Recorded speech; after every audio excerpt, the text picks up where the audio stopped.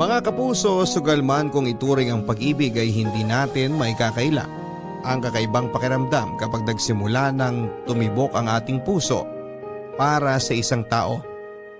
Masarap magmahal kahit na wala kang kasiguraduhan kung ang taong minahal mo sa kasalukuyan ay ang makakasama mo sa habang buhay. Ikaw kapuso, naaalala mo pa ba ang taong unang nagpatibok ng iyong puso? Mahirap kalimutan ang first love dahil sila ang nagbabago ng ating buhay. Sila ang unang nagturo sa atin kung paano magmahal, kung paano ang masaktan at kung paano pahalagahan ang mga bagay na importante sa ating buhay. Kaya naman kahit na hindi man sila ang nakatuluyan natin sa huli, aminin nating meron pa ring espesyal na lugar sa ating puso ang taong una nating inibig. Ganito ang naging kwento ng ating letter sender ngayong araw na si Amelia. Tungkol ito sa kanyang first love at kung papaano nila sinubukang ipaglaban ang kanilang pag-iibigan. Pero ang tanong, sila pa rin ba ang nagkatuluyan hanggang sa dulo? Alamin natin yan sa mga kwento ng pag-ibig, buhay at pag-asa. Dito lamang sa nangungunang Barangay Love Stories. Dear Papa Dudut, magandang araw po sa inyo. Ako po si Amelia at 63 anyos na po ako ngayon. Isa po akong sari-sari store owner at masasabi ko na isa po ako sa mga may edad ninyong taga-subaybay na mula pa sa Cavite. Simula noong nagpatayo po kasi ako ng sarili kong tindahan dito sa harap ng aming bahay ay naging parte na ng araw-araw ko ang pakikinig ng Barangay Love Stories. Natutuwa kasi ako kapag nakakarinig ako ng mga kwento ng ibang tao, lalo na kapag tungkol ito sa pag-ibig. Nanunumbalik ako sa panahon kung saan ay minsan din akong nakaramdam na magmahal. Kaya ko po naisipang sumulat sa inyo ay para ibahagi naman ang sarili kong love story. Babalik po tayo taong 1975. Kung kailan ay nagsimula akong mamasukan bilang kasambahay sa tahanan ng isang mayamang pamilya sa aming lugar. 17 anyos pa lamang ako noon, Papa Dudut. Mula po ako sa isang mahirap na pamilya at ikalawa po ako sa 6 na magkakapatid. Parehong hindi nakapagtapos ng pag-aaral ang mga magulang ko. At ang tanging bumubuhay lamang sa amin noon ay ang pagbabadyak ng tatay ko. At dahil nga sa hirap ay hindi na rin po ako nakapag-aral. Hanggang high school lamang ang inabot ko at hindi ko na natapos. Kaya noong alokin ako ng kapitbahay naming si Aling Teresa na nooy namamasukan sa pamilya nila Ma'am Pasita para maging kasambahay ay hindi na po ako tumanggi. Ang aming pamilya ay 2 beses sa isang araw lang po kung kumain. At corned beef na ang maituturing naming pinakamahal na ulam. Kaya naman ang magkaroon ako ng oportunidad upang makapagtrabaho ay ako na mismo ang nagpresenta kay Aling Teresa. Mayamang pamilya po ang pinasukan ko. Isa sa pinakamayamang pamilya sa bayan namin noong kapanahunan ko. Nanggaling kasi sa politika ang kanila kaya medyo kilala na ang apelyido at kahit na hindi sila magtrabaho ay hindi na sila mauubusan ng pera. May sariling negosyo ang mga naging amo ko. Isang kainan at isang hardware store. Sa pagpasok ko sa kanilang pamilya bilang kasambahay ay doon ko na po unang nakilala si Roger na siyang nagpabago sa buhay ko.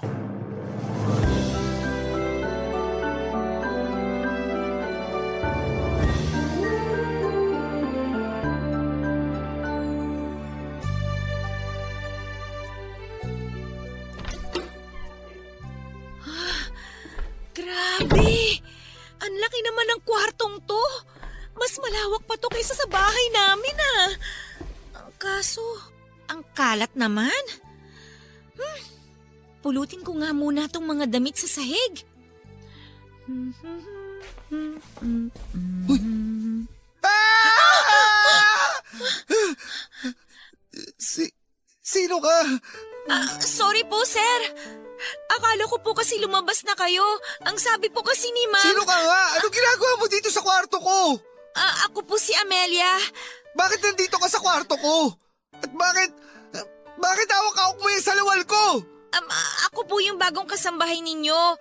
Ang sabi po kasi ni Ma'am, linisin ko raw tong kwarto ninyo kasi 5 buwan na raw po niyang hindi makita yung sahig sa dami po ng kalat. Hindi ka ba marunong kumatok? Paano na lang kung bigla kang pumasok dito tapos wala pala akong suot na damit? Maging ngayon naman po, wala po kayong saplot maliban dyan sa tuwalya ninyo eh.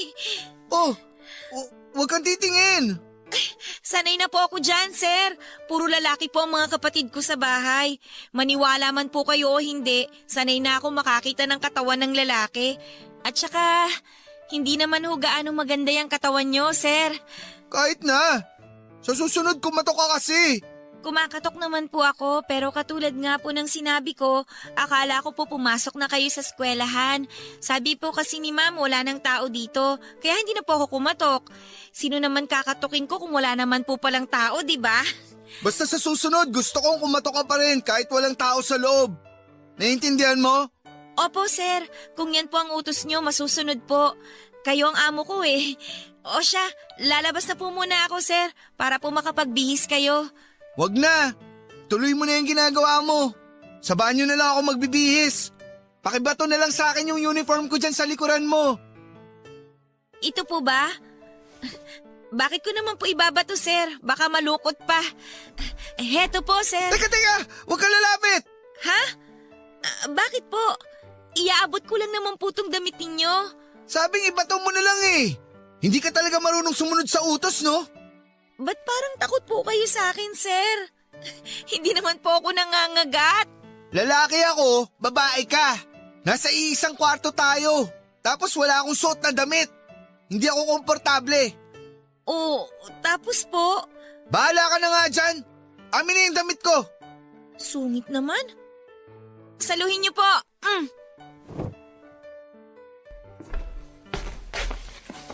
Ay nako, saan ko ba ilalagay itong maruruming damit na to?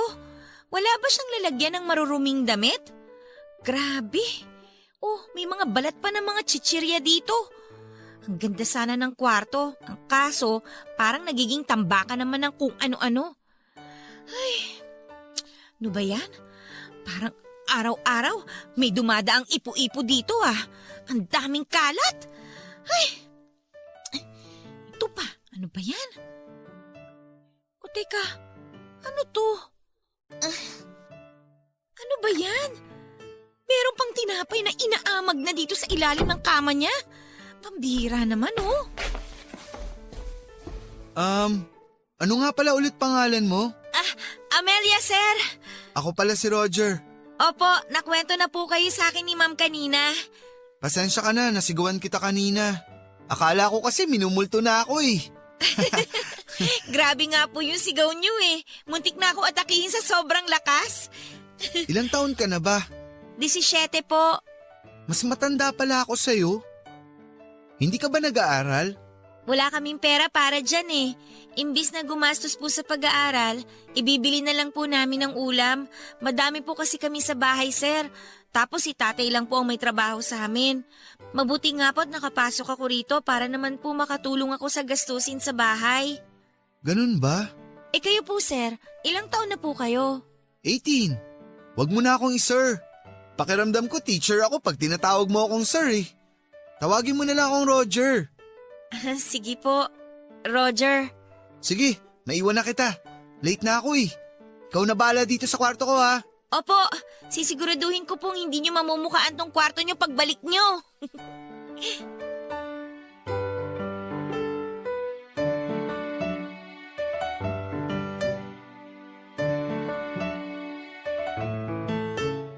Papadudod sa mga unang buwan ng pananatili ko bilang kasambahay sa tahanan nila Roger, ay mabilis kaming naging magkaibigan. Dahil siguro halos magkaedad lamang kami kaya agad kaming nagkagaanan ng loob. Dalawa lang kasi silang anak ni Ma'am Pasita at malayo ang agwat ng edad nilang magkapatid. 7 taong gulang lang noon ang nakababatang kapatid ni Roger, kaya sa akin lang siya nagkaroon ng ugnayan dahil ako lang din naman ang nakakaintindi sa mga problema niya bilang pareho kaming teenager ng mga panahong yon. Mabait na tao si Roger, Papa Dudut. Makulit din siya, sobrang kulit na minsan ay napapahamak na siya sa pagkakaroon niya ng sobrang lakas ng loob. Palaging positibo ang pananaw niya sa buhay na siyang pinakanagustuhan ko. Bukod sa nakakaakit na mukha ay gentleman din siya, Papa Dudut. At marespeto sa mga taong nasa paligid niya, mayaman man o mahirap.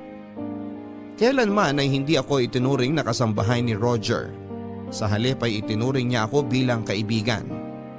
Kaya naman po, Papa Dudut, sa araw-araw na pagsasama naming dalawa ay hindi ko na po naiwasang mahulog ang loob ko sa kanya. Pagkalipas ng mahigit 1 taon, ang pagkakaibigang nabuo sa pagitan namin ni Roger ay mas lumalim pa. Nagsimulang iparamdam ni Roger ang paggiliw niya sa akin na noong una ay hindi ko masyadong binigyan ng pansin dahil kailanman ay hindi pumasok sa isipan ko na mayroong kaming pag-asa na maging magkasintahan. Mahal ko na siya noon, Papa Dudut, pero pilit kong itinatago ang pag-ibig na yon sa kanya dahil ayokong umasa sa isang pangarap na tila ba imposibleng magkatotoo. Hanggang sa dumating ang araw na si Roger na mismo ang magtapat ng pag-ibig sa akin.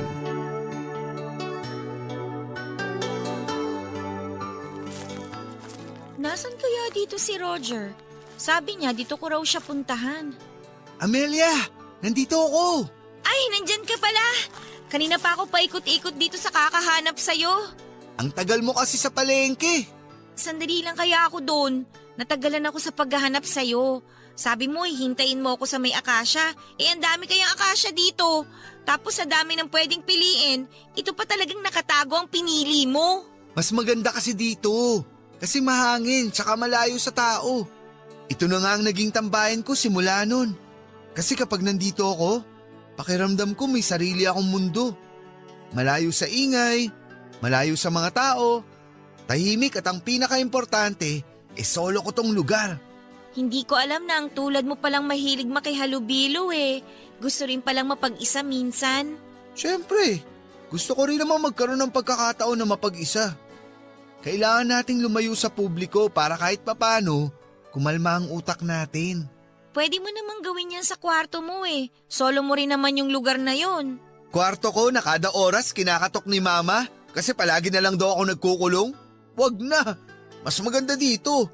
Kasi parang kaharian na ang turing ko dito. Tapos ako ang hari, di ba? Ewan ko sa'yo, para kang bata mag-isip. Bakit? May masama ba sa sinabi ko? Wala naman. Nakakatuwa ka lang kasi. Ang tanda-tanda mo na pero nag-i-imagine ka pa ng mga kaharian na yan? Pagbigyan mo na ako. Bakit mo pala ako tinawag dito? May gusto sana akong sabihin sa'yo eh. Ano naman ang gusto mong sabihin? Di ba? Nasabi ko sa'yo na ako ang hari dito. Oo. May kulang kasi sa kaharian ko eh. Ano pa ba ang kulang? Wala akong reyna. Pwede bang ikaw na lang ang gawin kong reyna? Ayaw mo ba? Nagtatapat ka ba ng pag-ibig sa akin? Parang gano'n na nga. Roger, kasi… Ayos lang naman kung ayaw mo. Maiintindihan naman. Oo! Pumapayag ako maging reyna mo! Talaga?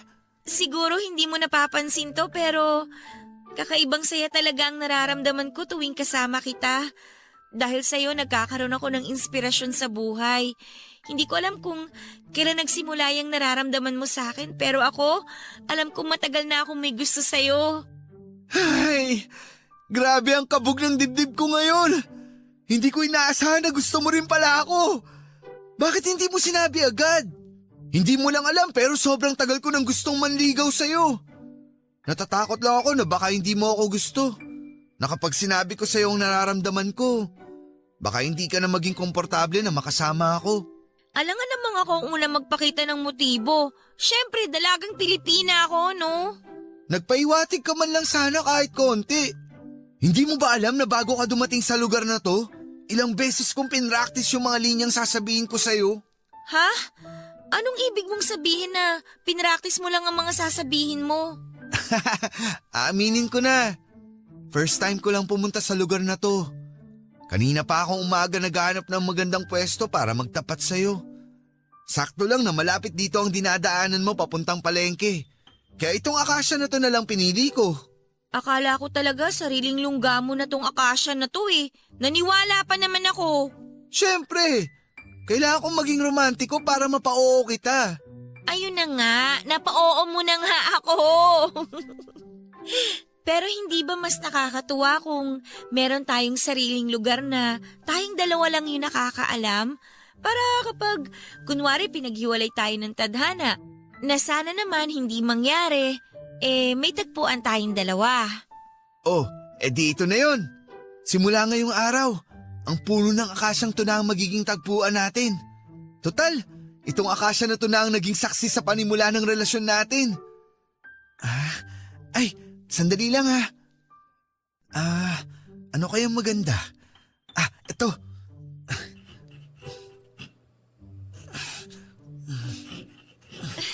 Anong ginagawa mo? Isusulat ko sa punong to ang mga pangalan natin. Para sa ganun, may ebidensya tayo na sa atin na tong lugar na to. Ay nako, kung ano-anong naiisip mo. Sige na. Mauna na ako sa'yo ha. Magluluto pa ako ng pananghalian. Teka, sandali lang. Hintayin mo naman yung hari mo.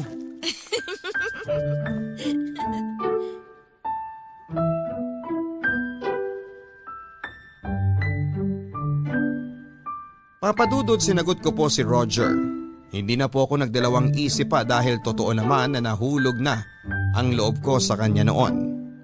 Hanggang ngayon ay naaalala ko pa rin ang pakiramdam noong naging nobyo ko si Roger na parang kahapon lang ito nangyari. Parang ako na yata ang pinakamasayang babae noon. Akalain mo ang lalaking inaasam ko. Ang lalaking lihim kong iniibig ay may gusto rin pala sa akin. Sinong babae naman ang hindi sasaya kapag naging kayo ng taong pinakamimithi mo? Si Roger po ang first love ko, Papa Dudut. At ipinapanalangin ko noon na sana ay siya na rin ang maging huli.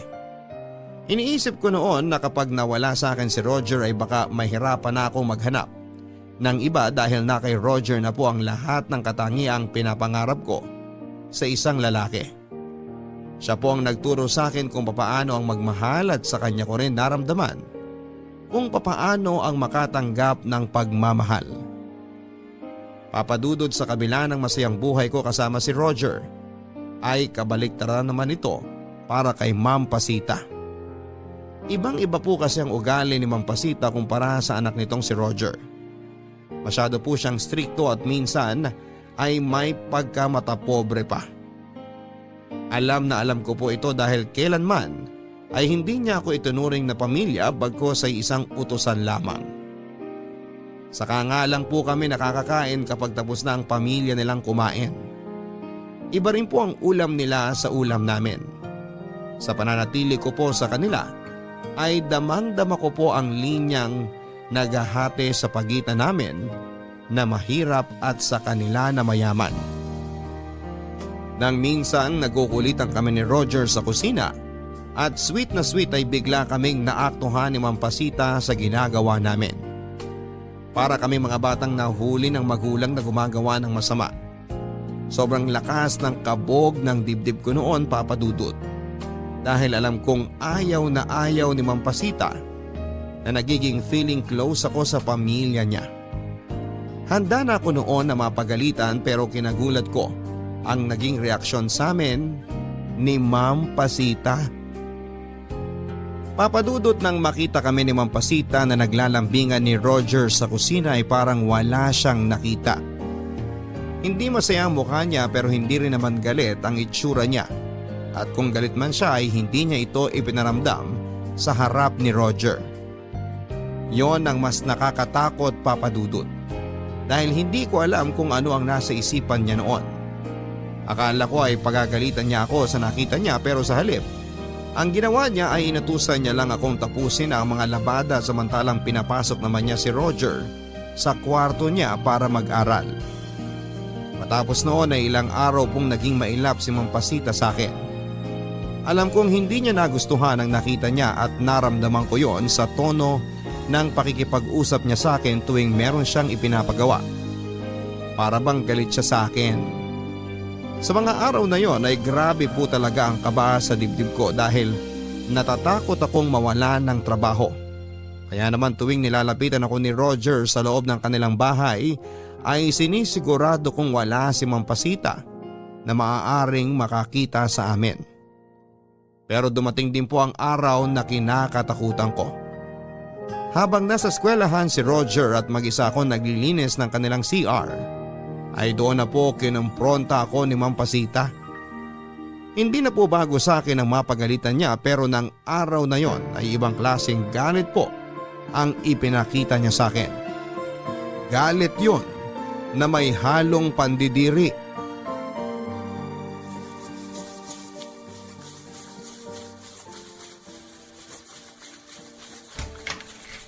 Amelia, hindi ka pa ba tapos dyan? Kasi simula ko lang po, ma'am. Bakit po? May iutos po ba kayo? Wala naman, pero gusto kitang makausap. Itigil mo muna yung ginagawa mo. Sige po. Ma'am, meron po ba kayong gustong sabihin? Napapansin ko lang kasi na masyado ka na yatang nagiging malapit kay Roger.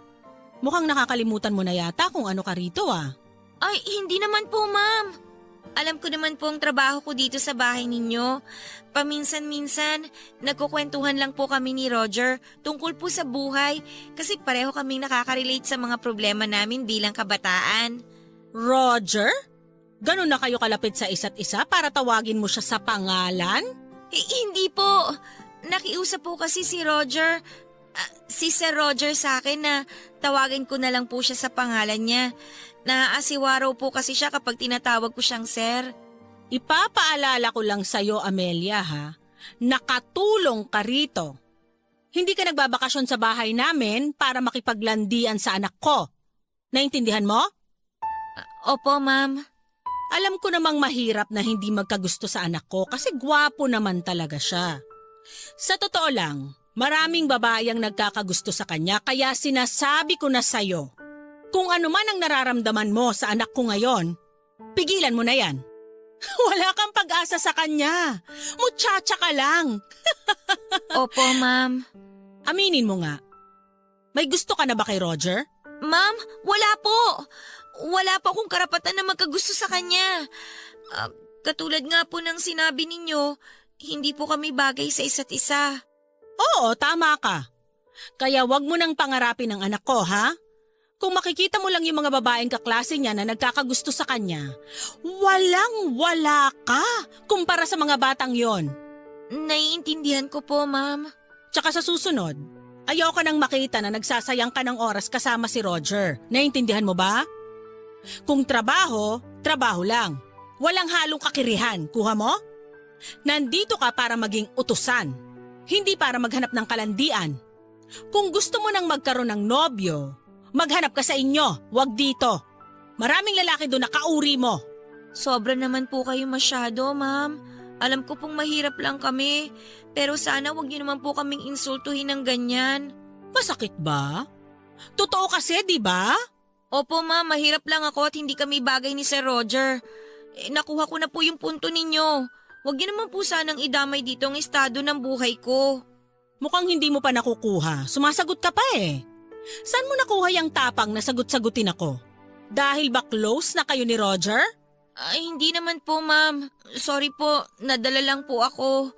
Ayusin mo yung bunganga mo, ha? Hindi kayo bagay ng anak ko. Isaksak mo yan sa kukote mo.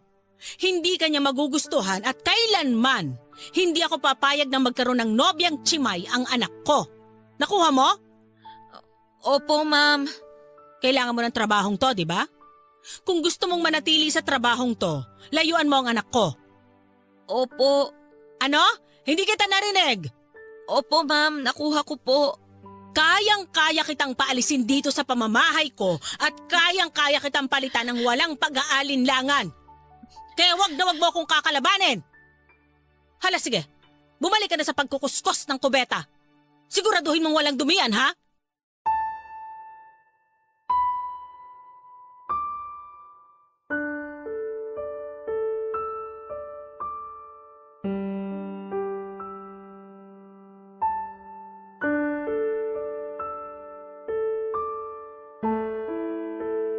Wala akong ibang choice, Papa Dudut, kundi ang sundin ang gusto ng amo ko. Matapos ang naging pag-uusap namin, ay pinaparamdam sa akin ni Mampasita kung gaano ako kababa. Kung saan ang kinakalugaran ko. At malayong malayo yon sa kinakatayuan ni Roger. Nainis nga ako sa sarili ko noon dahil naniwala ako na baka may chance sa kaming magkatuluyan ni Roger. Na siya na ang tao para sa akin. Pero sa lahat ng sinabi ni Mampasita, para na niyang binasag ang pag-asa ko na si Roger na nga ang makakatuluyan ko sa huli. Nagsimula po akong umiwas kay Roger. At tuwing nilalapitan niya ako ay palagi akong nagrarason na marami akong trabaho at wala akong oras para harapin siya. Alam ko kasi na bawat galaw ko ay may mga matanang nakatutok sa aking likuran. Parang agila na minamatyagan ang kanyang pagkain. Konting pagkakamali lang ay tiyak na agad akong aatakihin. Ayoko pong mawala ng trabaho dahil sa akin na nakaasa ang pamilya ko simula nang pumasok ako bilang kasambahay. Kaya naman kahit masakit ay mas pinili ko na lamang po na layuan na muna si Roger.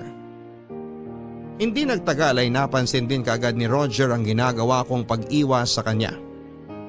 Nung una ay tinatanong niya kung may nagawa ba siyang kasalanan at bakit parang hindi ko siya pinapansin. Nagsinungaling po ako na sobrang abala lang talaga ako sa trabaho ko.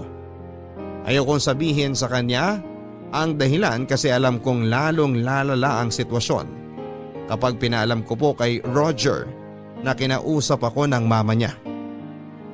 Mahirap umiwas sa taong araw-araw mong nakikita at nakakasama sa iisang bubong.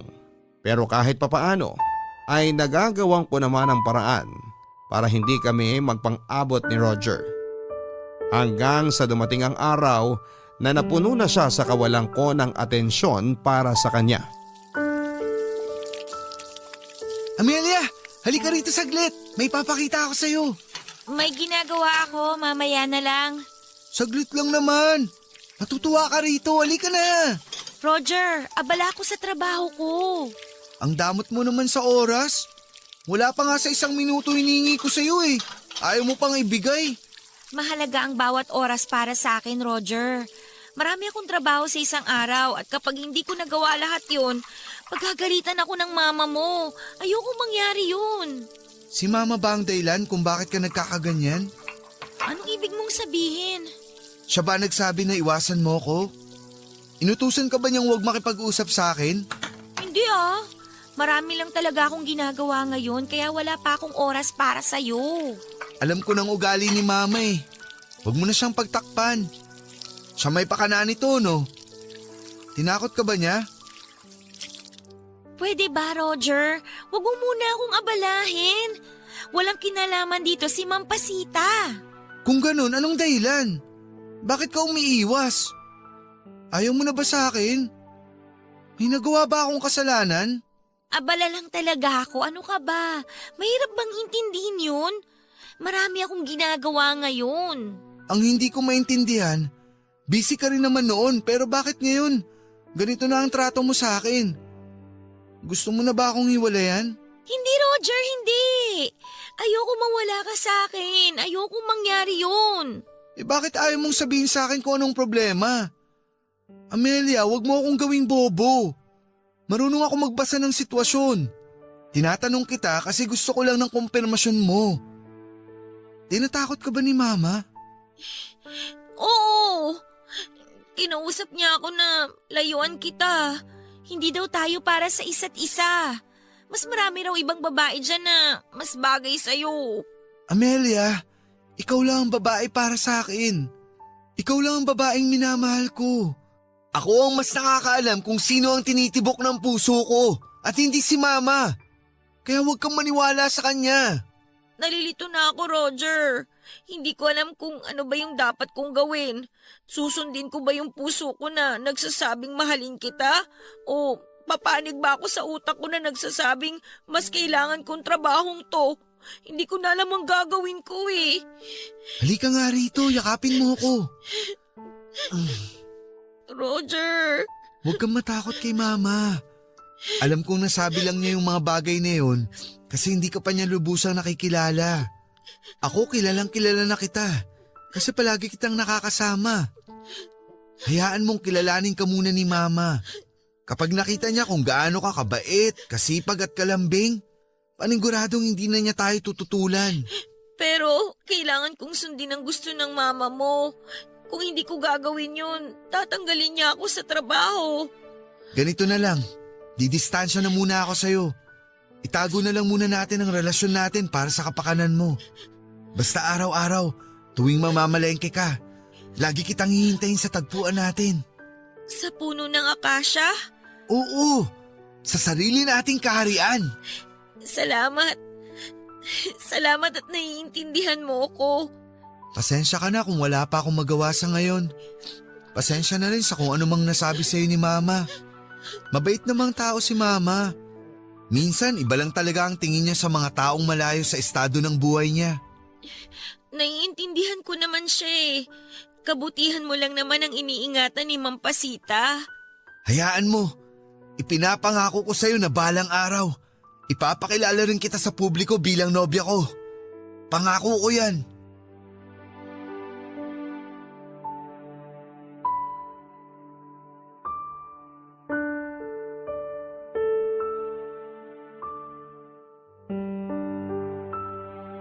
Papadudot, isa sa mga katangian ni Roger ay ang mamulaklak ito kung magsalita.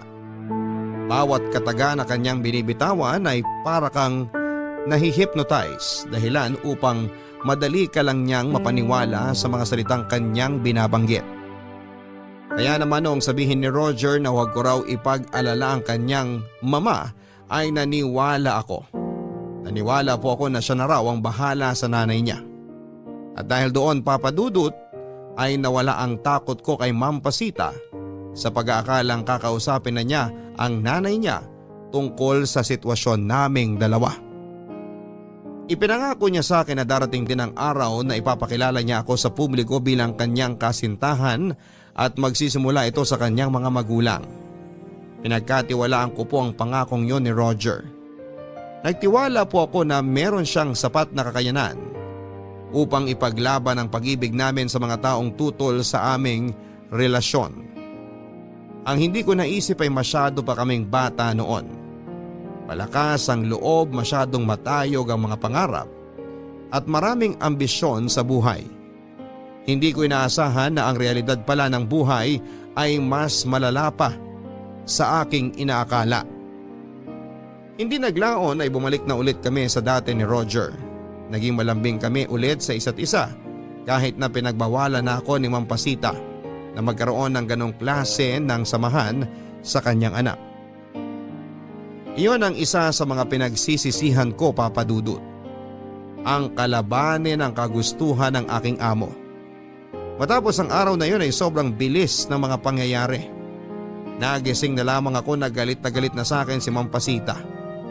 Inila niya ako palabas ng kwarto ko at bigla na lang niya akong pinalayas sa kanilang tahanan. Papadudot kung papaano ang napapanood nating paraan ng pagpapalaya sa mga teleserye ay ganon na ganon mismo ang nangyari sa akin. Kinaladkad ako palabas ni Mampasita at wala akong kalam-alam kung ano ang rason niya. Nagkalat ang lahat ng mga damit ko sa labas habang pinapanood ako ng mga tao kung paano ako itapon palabas na parang basura.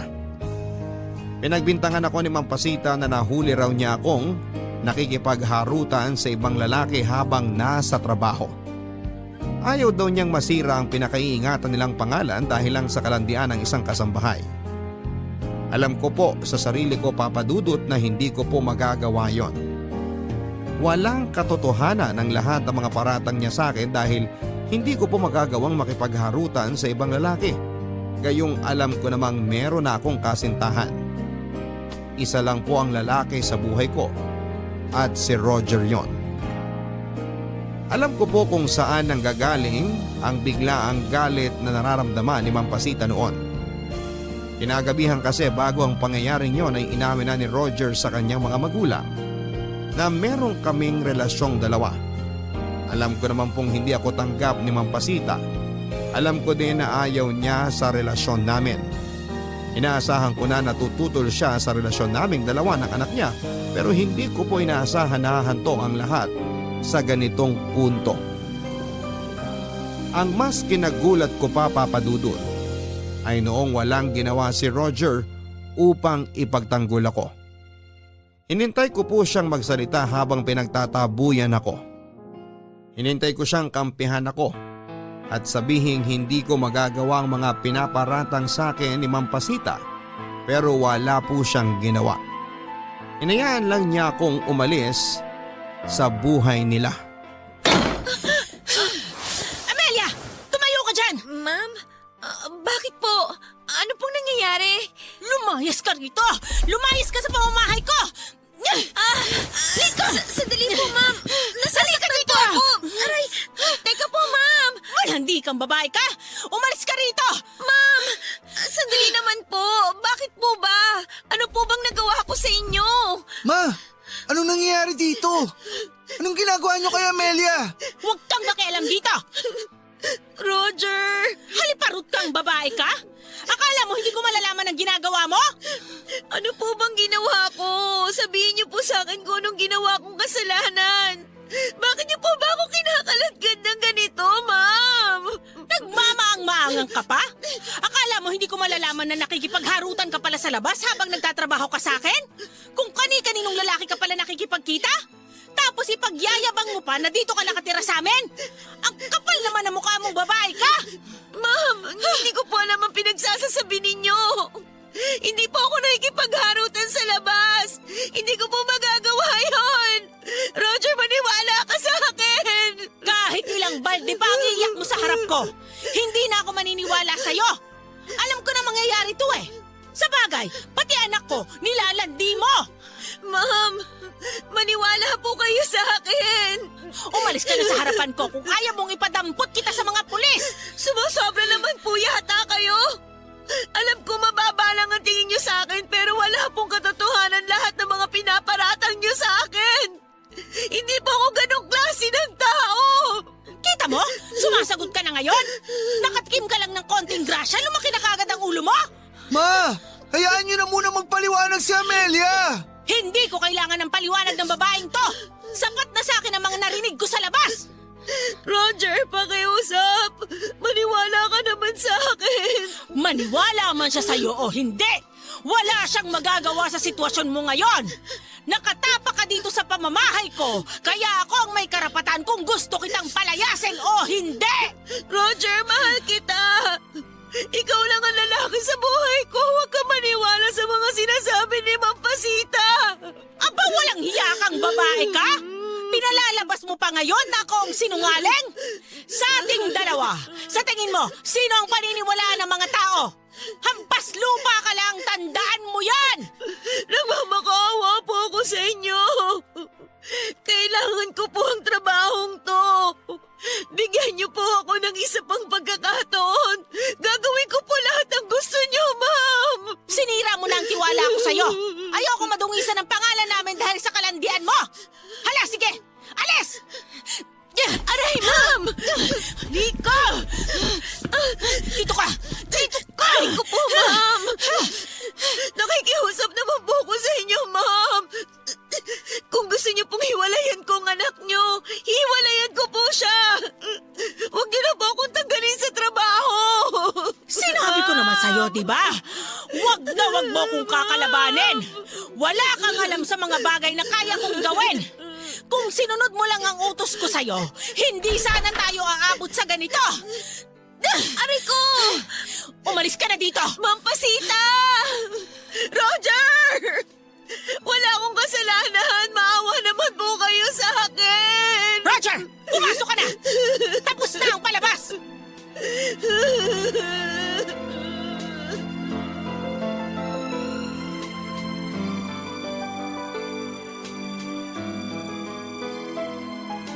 Wala na po akong ibang nagawa, Papa Dudut, kundi ang tanggapin ang kapalaran ko. Kung hindi na nila gusto ang serbisyo ko ay tinanggap ko po yon, kahit na mabigat sa dibdib. Nakakalungkot lang na wala akong kapangyarihan upang malinis ang pangalan ko. Pero ganun talaga ang buhay. Kung mahirap ka lang ay wala kang kakayanang labanan ng may kaya at may impluwensyang tulad ni Ma'am Pasita. Umalis po ako sa kanilang bahay ng mabigatang pakiramdam. Hindi dahil napahiya ako. Hindi dahil pinagbintangan ako. Kundi dahil hinayaan lang ako ni Roger na umalis. Ni hindi kami nakapagpaalam sa isa't isa. Hindi man lang kami nakapag-usap sa kung anuman ang mangyayari sa relasyon namin pagkatapos ng naganap na pagpapalayas, kung kami pa ba. O kasabay ng pag-alis ko sa kanila ay ang pagtatapos na rin ng relasyon naming dalawa. Papadudot, agad naman akong nakahanap ng bagong trabaho matapos akong mapalayas.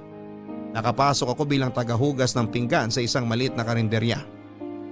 Mas maliit nga lang ang sahod kumpara sa dati kong trabaho, pero nagpapasalamat pa rin ako na kahit papaano ay may kinikita pa rin ako sa pang-araw-araw para sa pamilya ko. May isang linggo rin kaming walang komunikasyon ni Roger, Papadudut. Pasimple ako noong dumadaan sa eskwelahan nila at nagbabaka sakaling magkita kami doon. Kapag may pagkakataon ay sumasadya rin ako sa bahay nila at mula sa malayo ay umaasa akong makita ko si Roger, pero ni anino niya ay hindi ko po nasilayan. Paubos na noon ang pag-asang pinangahawakan ko, Papadudut, nang bigla akong makatanggap ng liha mula kay Roger na pinahatid pa niya mula kay Aling Teresita. Nabuhayan ako ng loob nang mabasa ko na gusto raw niya akong kitain sa susunod na Sabado, 9:00 ng gabi, sa puno ng akasya kung saan siya nagtapat ng pag-ibig sa akin. Roger! Amelia! Akala ko iniwan mo na ako. Higpitan mo ang yakap mo sa akin. Pasensya ka na. Ngayon lang ako nagkaroon ng oras para kausapin ka. Ako na rin ang humingi ng tawad sa mga ginawa sa'yo ni Mama. Bakit ngayon ka lang nagpakita? Hindi mo ba alam kung gaano kahirap maiwan sa dilim? Ni hindi ko alam kung anong estado ng relasyon natin. Meron pa bang tayo? Bakit? Akala mo ba bibitawan na lang kita basta-basta? Hindi ako ganung tao, Amelia. Kapag mahal ko ang isang tao, ipaglalaban ko siya. Ipaglalaban kita. Iniwan mo ako sa ere, Roger. Hinayaan mo lang ako na tapak-tapakan ng mama mo.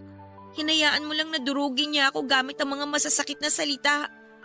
Alam mo kung ano pang mas masakit? Wala akong alam kung anong tumatakbo sa isip mo noong mga oras na yon. Natatakot ako na baka naniwala ka na sa mga binibintang niya sa akin. Natatakot ako na bigla mo na lang akong iwan dahil doon. Pasensya ka na. Masakit din para sa akin na makita kang inaalipusta ng sarili kong nanay. Pero kailangan kong gawin yun para sa ating dalawa. Anong ibig mong sabihin? Hindi ka tanggap ni Mama para sa akin. Nung inamin ko sa mga magulang ko na magkarelasyon na tayo, hindi niya nagustuhan ang balitang yun. Alam ko na yun ang dahilan kung bakit kanya pinalayas. Ibig sabihin, hindi ka rin naniniwala sa mga bintang niya sa akin?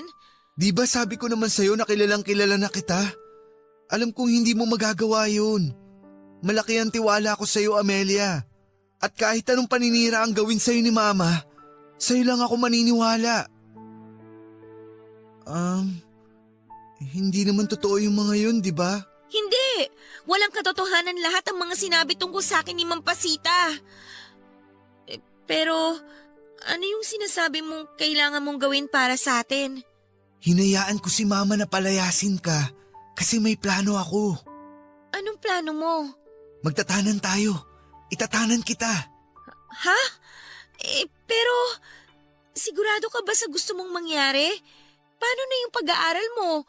Paano ako? Ang pamilya ko? Parang hindi ko yata sila kayang iwan, Roger.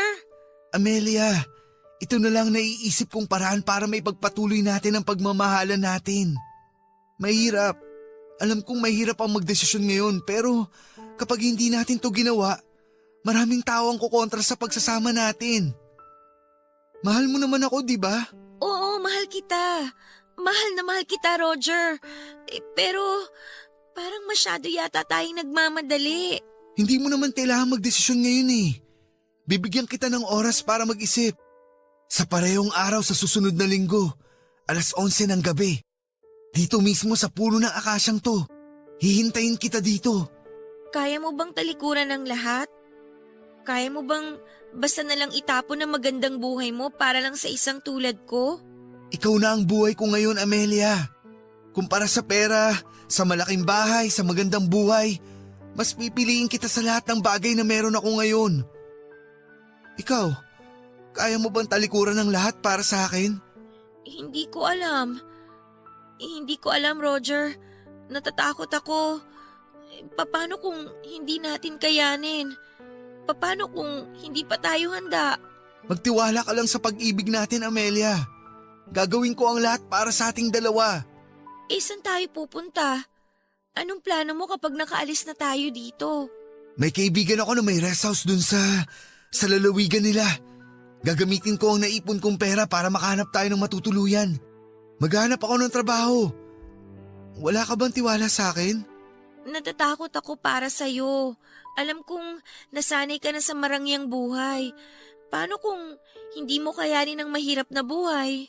Alam kong sobrang mapangas tong gagawin natin. Pero naniniwala ako na kapag nagtulungan tayo, makakayanan naman natin lampasan lahat ng problema, di ba? Si Mampasita, paano kung mahanap niya tayo? Roger, natatakot ako sa kanya. Alam ko na kung hanggang saan ang kaya niyang gawin para sa pamilya niya. Marami siyang koneksyon. Mahirap takasan ng taong maraming kakilala. Ako nang bahala sa kanya. Basta magtiwala ka lang sa akin katulad ng pagtitiwala ko sa iyo. Nagtitiwala naman ako sa'yo, pero kailangan ko lang talagang pag-isipan to ng mabuti. May 1 linggo pa naman tayo para makapag-isip eh. Basta wag mong kalimutan ha, sa parehong araw sa susunod na linggo, alas 11 ng gabi, dito sa tagpuan natin. Maghihintay ako sa'yo.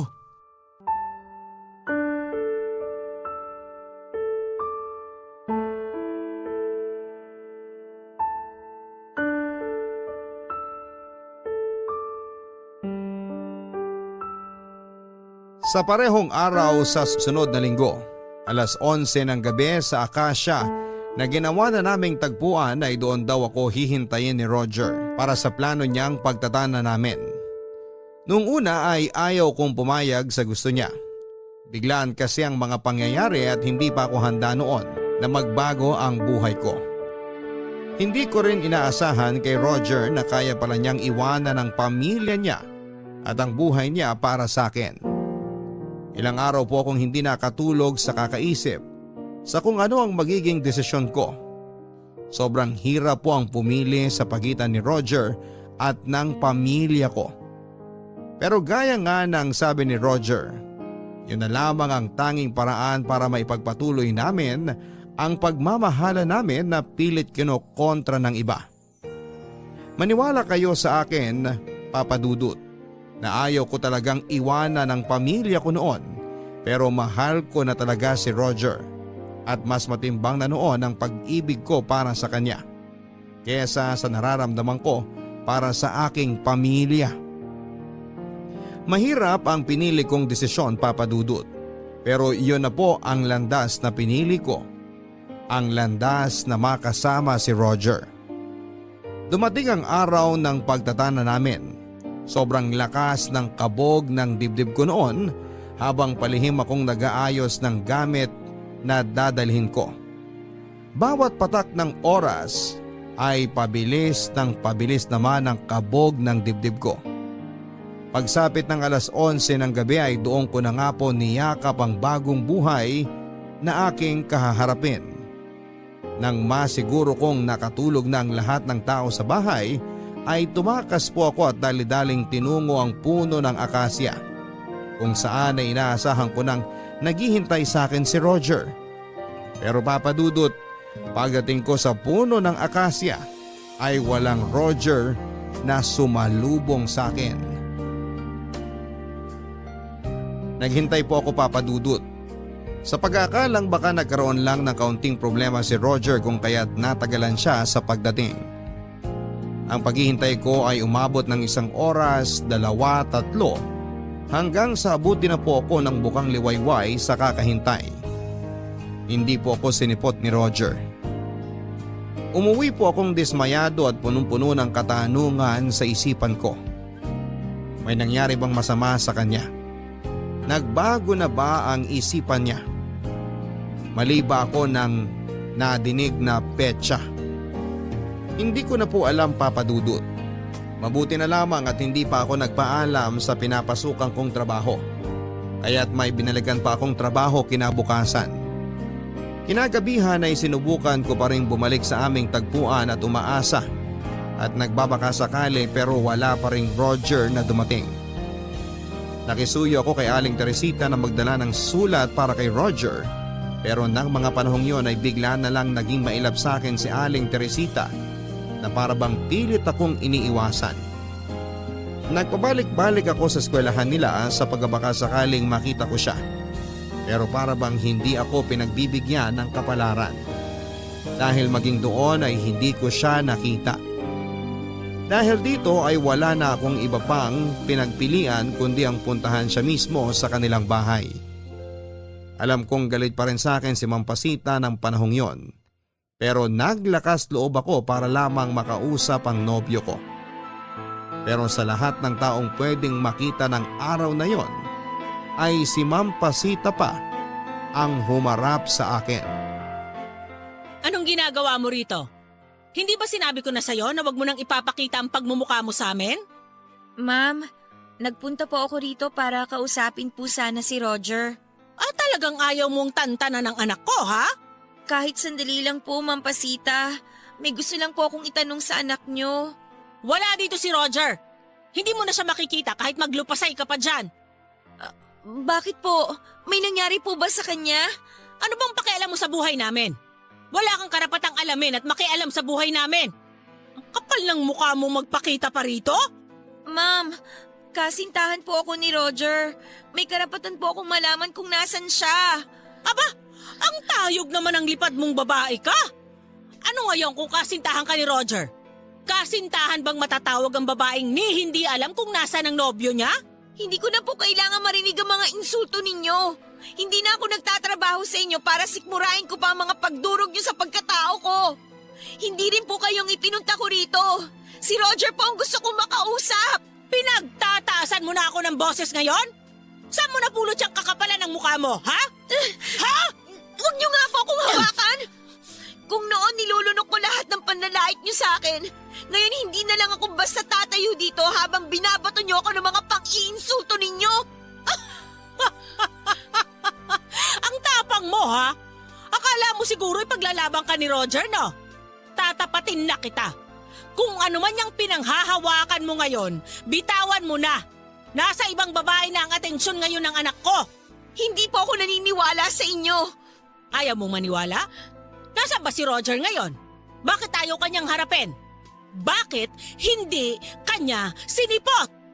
Magtatanan dapat kayo, di ba? Bakit nandito ka pa ngayon? Paano niyo po nalaman yan? Katulad ng sinabi ko sa'yo, wala ka pang alam sa mga bagay na kaya kong gawin. Tandaan mo, anak ko si Roger at hindi ko siya hahayaang mapunta lang sa isang malanding tsimay na tulad mo. Kung akala niyo wais na kayo, mas mautak ako sa inyo. Kung totoo man po ang sinasabi ninyo, iharap niyo po siya sa akin. Gusto kong siya mismo magsabi sa akin yan. Talagang inuutusan na ako ngayon ng isang hampas lupang katulong? Ang kapal ng mukha mong utusan ako! Gusto mong isampal ko sa'yo ang realidad? Binigyan ka lang ng konting pansin ng anak ko, akala mo ikaw nang nagmamay-ari ng mundo. Hoy! Bumalik ka na sa ilalim ng lupa! Wala kang mapapala sa paghahabol mo sa pangarap mo na simula pa lang imposible nang mangyari. Nagmamakaawa po ako sa inyo. Iharap niyo po sa akin si Roger. Kung ayaw niya sa akin, magpakalalaki siya at sabihin niya mismo sa harap ko na tapos na po kami. Hindi ka na niya kailangang harapin. Ako na mismo ang nagsasabi sa'yo na wala na siyang gusto sa'yo. Pinagbigyan ka lang niya sa gusto mo. Hindi ka naman siguro umasa na magkakatuluyan kayo, di ba? Alam mo kung ano mas mabuting gawin mo? Maghanap ka ng trabaho. Maghanap ka ng lalaking mas nababagay sa'yo at mamuhay ka ng payak at masaya. Huwag mong ipilit yung buhay na hindi naman para sa'yo. Kung ayaw niyo po talagang iharap sa akin si Roger, Pakisabi na lang po ito sa kanya. Hihintayin ko po siya. Maghihintay po ako sa tagpuan namin. Maghihintay po ako ng sagot. Gawin mo kung anong gusto mo. Wala na akong pakialam. Sinabihan na kita noon na walang mapapala sa iyo ang anak ko, kaso tinuloy mo pa rin ang kalandian mo. Tignan mo tuloy kung sino ang naghihirap. Kayo lang naman pong nagpapahirap sa amin eh. Aba, huwag mong isisi sa akin ang katangahan mo. Pakisabi na lang po sa anak niyo ang mga sinabi ko. Maiwan ko na po kayo. Maraming salamat po. Huwag ka nang babalik dito! Kapag nakita ko pa uli ang pagmumukha mo dito sa harap ng pamamahay ko, ipapahuli na kita sa mga pulis!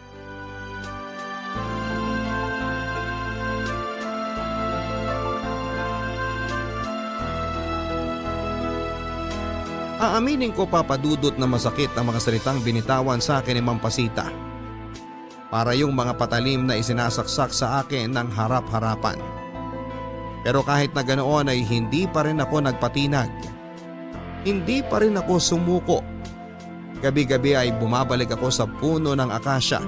Sa parehong oras, dalang pag-asang sisiputin pa rin ako ni Roger. Kahit na ano ang mangyari. Araw-araw din ako nag-aabang sa labas ng kanilang paaralan. May isang pagkakataon nga na umakyat pa ako ng bakod para lamang makapasok sa loob, pero nahuli rin ako ng nakabantay na gwardiya. Para na nga rin akong magnanakaw noon na palaging nagmamasid sa paligid ng bahay nila Roger, pero sa huli wala pa rin akong napala. Papadudod sa paglipas ng mga araw, ng mga buwan, ay unti-unti nang nawawala ng pag-asa ang puso ko. Para bang bigla na lang nawala sa mundo si Roger, at ni anong balita sa kanya ay wala na akong nasaga pa. Pinadala ba siya sa ibang lugar? Hindi ko po alam. Wala naman po akong kakilalang kaibigan niya para mapagtanungan. Nang panahong yon ay hindi na rin po nagtatrabaho sa kanila si Aling Teresita, na siyang nagpasok sa akin noon para maging kasambahay. Lumipas ang isang taon ay lumipat na ng tirahan sina Ma'am Pasita. Ang dating bahay nila kung saan ay nakatago ang mga ala-ala naming dalawa ni Roger ay unti-unti nang niluma ng panahon. Wala nang tumira doon. Ipinagpatuloy ko pa rin ang buhay, Papa Dudut, at aaminin kong nahirapan akong kalimutan si Roger. Hanggang hindi nasasagot ang mga katanungan sa aking puso't isipan ay kailanman ay hindi ko kayang bitawan si Roger. Mabilis na dumaan ang 10 taon. Marami rin naman po akong nakilalang mga lalaki at sa katunayan ay nagkaroon din ako ng ilang manliligaw. Pero ni isa sa kanila ay walang nakapantay kay Roger. Wala sa kanila ang nakapagpatibok ng puso ko ng tulad ng ginawa ng dati kong kasintahan. Amelia, Ah, ikaw pala, Manuel. busy ka ba? Hindi naman. Naglilista lang ako ng mga dapat bilhin para sa tindahan ko. Talagang sigurado ka na sa pagpapatayo ng tindahan ah. Oo, may konting ipon na naman ako para makapagsimula. Tsaka sawa na rin ako na mamasukan eh. Mabuti na rin yung magkaroon ako ng sarili kong tindahan para naman makapagpahinga na ako sa mga mabibigat na trabaho. Gusto ko rin kasing maranasan na sarili kong tinda yung binabantayan ko. Tama nga naman. Good luck sa plano mong negosyo. Hayaan mo, pag nagbukas na ang tindahan mo, sa'yo ko bibilin lahat ng kailangan ko. Salamat. Bakit ka nga pala naparito at tinatanong mo kung busy ako? Nagluto kasi ako ng kaldereta, napadami. Gusto sana kitang bigyan. Ito oh. Hala, salamat. Wow, mukhang masarap ito ah. Matagal ko na talagang gustong makakain ulit ng kaldereta. Inaral ko talagang lutuin yan. Nabanggit mo kasi nung nakaraan na gusto mo ulit kumain yan. Ang sweet mo naman. Oo nga, matagal-tagal na rin nung huli akong makatikim nito. Huling beses nung nagtatrabaho pa ako kina Roger. Ayan na naman tayo sa pagbabalik tanaw mo sa nakaraan eh. Niluto ko yan para sumaya ka. Hindi para alalahanin mo yung mga nangyari sa nakaraan mo. Pasensya ka na ha. Halos lahat kasi ng mga masasayang nangyari sa buhay ko nanggaling lang sa iisang tao. Gaano ba kasi kakisig ang Roger na yan at hanggang ngayon hindi mo pa rin siya makalimutan? Hindi naman siya makisig. Payatot nga yun noon eh. Pero alam mo kung anong nagustuhan ko sa kanya? Yung pagiging masiyahing tao niya. Yung tipong kahit pagod na ako sa trabaho pero kapag lumalapit siya sa akin, naaambunan ako ng pagiging positibo niya. Tuwing kasama ko siya, naipaparamdam niya sa akin na hindi naman pala ganun kasama ang buhay. Akala natin pinagsakloban na tayo ng langit at lupa pero hindi natin alam may mga bagay pa rin tayong pwedeng pagkunan ng lakas at inspirasyon. Yun ang naituro sa akin ni Roger, yung hanapin ang araw sa gitna ng bagyo. Kaya naman pala. Oh, anong kaya naman pala? Kaya naman pala kahit anong gawin ko, hindi ko mapantayan si Roger. Ang taas pala ng iniwan niya hindi ko tuloy maabot. Manuel, mabait ka namang tao eh. Mabuti ang puso mo at alam kong magiging mabait kang asawa at ama sa magiging pamilya mo sa hinaharap. Pero hanggang kaibigan lang talaga ang maibibigay ko sa'yo eh. Naiintindihan naman kita. Mahirap talaga kumawala sa unang pag-ibig. Mahirap kalabanin yun kasi alam kong lahat ng lalaking papasok sa buhay mo, hindi mo maiiwasang ikumpara kay Roger. Umaasa lang ako na sana balang araw makawala ka na sa nakaraan mo. Pasensya ka na, Manuel. Kung hindi ko kayang maibigay yung pagmamahal na hinihingi mo. Ayoko namang lokohin ka. Ayokong bigyan ka ng peking pag-ibig dahil mabuti kang tao. Umaasa rin ako na sana balang araw makahanap ka ng babaeng nararapat para sa'yo. Alam mo, palagi mo sinasabi na sobrang saklap ng mga nangyari sa'yo noon. Pero habang pinapakinggan kita tuwing nagkukwento ka ng mga nangyari sa inyo ni Roger, hindi lungkot ang nakikita ko sa mga mata mo kundi saya.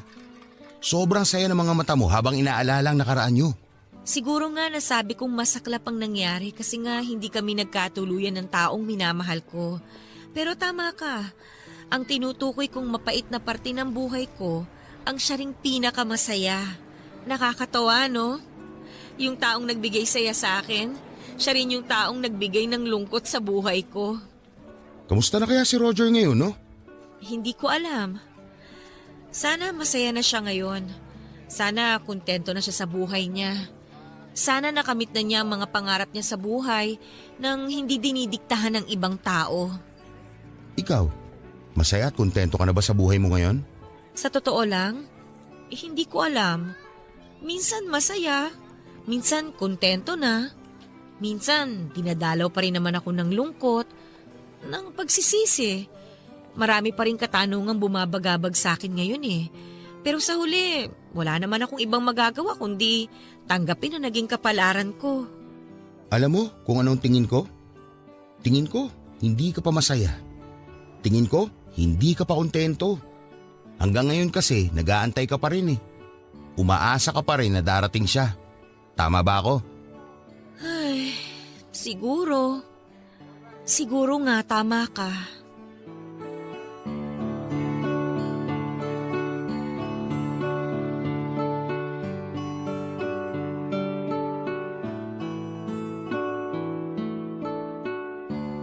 Papa Dudut, 63 years old na ako ngayon at dalaga pa rin hanggang ngayon. Sa mga nagdaang panahon ay hindi na ako nakakilala pa ng lalaking kayang patibukin ang puso ko, katulad ng ginawa sa akin ni Roger. Siguro isa rin sa mga naging rason kung bakit hindi na ako nagkaroon pa ng ibang nobyo ay dahil hindi ko pa noon mapakawalan si Roger sa puso ko. Hanggang ngayon ay may parte pa rin ng puso ko ang umaasang balang araw ay matutupad pa rin ang pangako sa akin noon ni Roger sa puno ng akasya. Simula noong huli kaming magkita ay wala na po akong anumang balita tungkol sa kanya.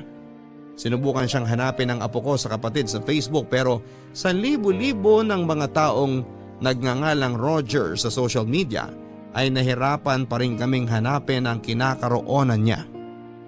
Nakakalungkot lang na wala man lang akong litrato niya at tanging ang mga alaala na lang namin na natitira sa aking isipan ng pinangahawakan ko hanggang sa ngayon. Tuwing pumapatak ang petsa kung kailan sana kami magtatanan, ay hindi ko nakakaligtaang bumalik sa puno ng akasya na nagsilbi ng isa sa mga alaala ko sa kanya. Doon ay nanumbalik ang matatamis at mapapait na alaala ng kahapon. Nakakalungkot lang, Papa Dudut, na 3 years ago ay tuluyan ng pinutol ang puno ng akasya para makapagpatayo ang lokal na gobyerno ng sariling establishment para sa aming lugar. Kasabay ng pagkawala ng naturang puno ay doon ko na rin po pinakawalan si Roger sa puso ko. Pinutol ko na rin po noon ang pag-asang darating din ang araw na magkikita pa kami. Kung tatanungin ninyo ako, Papa Dudut, ay wala akong pinagsisisihan sa mga naging desisyon ko sa buhay. Hindi ako malungkot na wala akong asawa at hindi ako nagsisisi na wala akong anak. Sa katunayan ay masaya nga ako na sa buong buhay ko ay isang tao lang ang minahal ko ng tunay. Minsan hindi may iwasang pumasok sa isipan ko kung ano kayang naging buhay ko kung sakali mang nagkatuluyan kami ni Roger. Ibang-iba siguro ngayon ang buhay ko kung sakaling ibinigay ng kapalaran sa amin ang pag-ibig na inaasam naming dalawa. Ngayon ay sari-sari store ko po ang pinagkakabalahan ko at isa sa mga pangunahing libangan ko na lamang ay ang makinig ng iba't ibang kwento ng pag-ibig, buhay at pag-asa sa inyong programang Barangay Love Stories. Sapat na sa aking makita na masaya ang pamilya ko. Masaya na akong makita ang mga pamangkin ko at kanilang mga anak na payapang nabubuhay. Malayo sa dating buhay na dinanas ko noong kabataan ko. Dahil sa pagsisikap ng mga kapatid ko na makaahon sa kahirapan ay unti-unti ay nakaranas kami ng kaunting ginhawa. Hindi ko sinasabi na yumaman kami, sapat lang para hindi kami magutom. Ngayon ay pinapaubaya ko na lamang ang buhay ko sa Panginoon at naghihintay kung saan ako dadalhin ng tadhana. Umaasa na sa susunod kong buhay ay muli kong makita ang lalaking minsang nagbigay ng saya sa aking nakaraan. Ang inyong forever kapuso at kabarangay, Amelia. Minsan ay may kanya-kanya talaga tayong paraan kung papaano ang mag-move on mula sa mga relasyon nating hindi nag-workout. May mga taong 1 buwan pa lamang ay nakakahanap na ng bagong mahal. May ilan namang katulad ng kabarangay nating si Aling Amelia na inabot ng hindi lang taon kundi dekada bago natanggap na wala na talaga silang pag-asa ng kanyang minamahal. Gayunpaman ay maikli lang ang buhay, mga kabarangay, at sana'y huwag nating pagkaitan ng puso natin na makahanap ng panibagong pag-ibig. Akala lang natin mahirap pero kapag pinagbigyan natin ang puso nating magmahal muli, tiyak na makakahanap din tayo ng taong para sa atin. Hindi man ito katulad ng ating first love, pero at least ay makakatanggap pa rin tayo ng true love.